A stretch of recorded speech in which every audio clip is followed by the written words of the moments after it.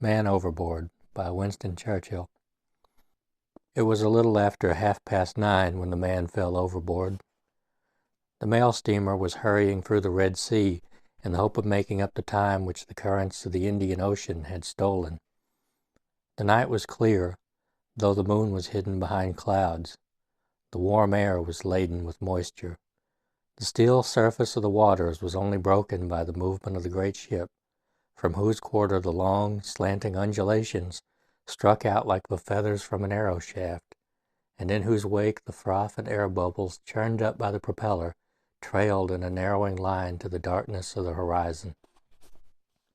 There was a concert on board. All the passengers were glad to break the monotony of the voyage and gathered around the piano in the companion house. The decks were deserted.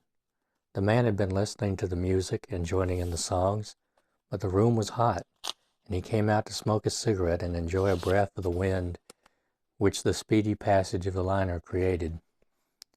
It was the only wind in the Red Sea that night. The accommodation ladder had not been unshipped since leaving Aden, and the man walked out onto the platform as onto a balcony. He leaned his back against the rail and blew a puff of smoke into the air reflectively. The piano struck up a lively tune, and a voice began to sing the first verse of the Rowdy Dowdy Boys. The measured pulsations of the screw were a subdued but additional accompaniment. The man knew the song. It had been the rage at all the music halls when he had started for India 7 years before. It reminded him of the brilliant and busy streets he had not seen for so long, but was soon to see again. He was just going to join in the chorus when the railing, which had been insecurely fastened, gave way suddenly with a snap, and he fell backwards into the warm water of the sea amid a great splash. For a moment he was physically too much astonished to think. Then he realized he must shout. He began to do this even before he rose to the surface. He achieved a hoarse, inarticulate, half-choked scream. A startled brain suggested the word "help," and he bawled this out lustily and with frantic effort 6 or 7 times without stopping. Then he listened. "Hi, hi, clear the way for the Rowdy Dowdy Boys." The chorus floated back to him across the smooth water, for the ship had already completely passed by, and as he heard the music a long stab of terror drove through his heart. The possibility that he would not be picked up dawned for the first time on his consciousness. The chorus started again. "Then I say, boys, who's for jolly spree? Rum-tum, tiddly-um, who'll have a drink with me?" "Help, help, help!" shrieked the man, now in desperate fear. "Fond of a glass now and then, fond of a row or noise. Hi, hi, clear the way for the Rowdy Dowdy Boys." The last words drawled out fainter and fainter. The vessel was steaming fast. The beginning of the second verse was confused and broken by the ever-growing distance. The dark outline of the great hull was getting blurred. The stern light dwindled. Then he set out to swim after it with furious energy, pausing every dozen strokes to shout long, wild shouts. The disturbed waters of the sea began to settle again to their rest, and widening undulations became ripples. The aerated confusion of the screw fizzed itself upwards and out. The noise of motion and the sounds of life and music died away.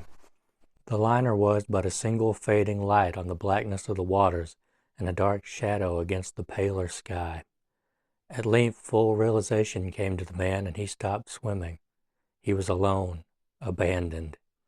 With the understanding, the brain reeled. He began again to swim, only now instead of shouting he prayed, mad, incoherent prayers, the words stumbling into one another. Suddenly a distant light seemed to flicker and brighten. A surge of joy and hope rushed through his mind. They were going to stop, to turn the ship and come back. And with the hope came gratitude. His prayer was answered. Broken words of thanksgiving rose to his lips. He stopped and stared after the light, his soul in his eyes. As he watched it, it grew gradually but steadily smaller. Then the man knew that his fate was certain. Despair succeeded hope. Gratitude gave place to curses. Beating the water with his arms, he raved impotently. Foul oaths burst from him, as broken as his prayers, and as unheeded. The fit of passion passed, hurried by increasing fatigue. He became silent, silent as was the sea, for even the ripples were subsiding into the glassy smoothness of the surface.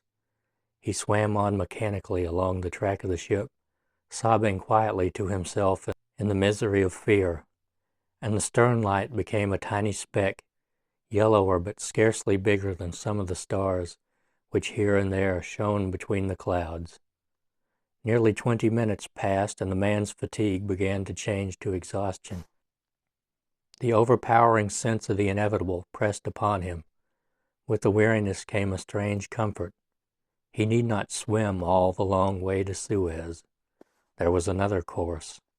He would die. He would resign his existence since he was thus abandoned. He threw up his hands impulsively and sank. Down, down he went through the warm water. The physical death took hold of him, and he began to drown. The pain of that savage grip recalled his anger. He fought with it furiously. Striking out with arms and legs, he sought to get back to the air. It was a hard struggle, but he escaped victorious and gasping to the surface. Despair awaited him. Feebly splashing with his hands, he moaned in bitter misery. "I can't. I must. Oh God, let me die." The moon, then in her third quarter, pushed out from behind the concealing clouds and shed a pale, soft glitter upon the sea. Upright in the water 50 yards away was a black triangular object. It was a fin. It approached him slowly. His last appeal had been heard.